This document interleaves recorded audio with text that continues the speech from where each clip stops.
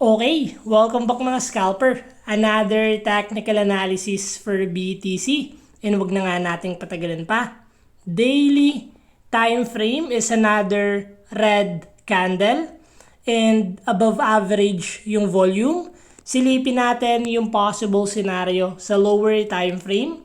Kung makikita natin BTC is nag-create siya ng another low, breaking the previous low. So nasa downtrend momentum pa rin tayo.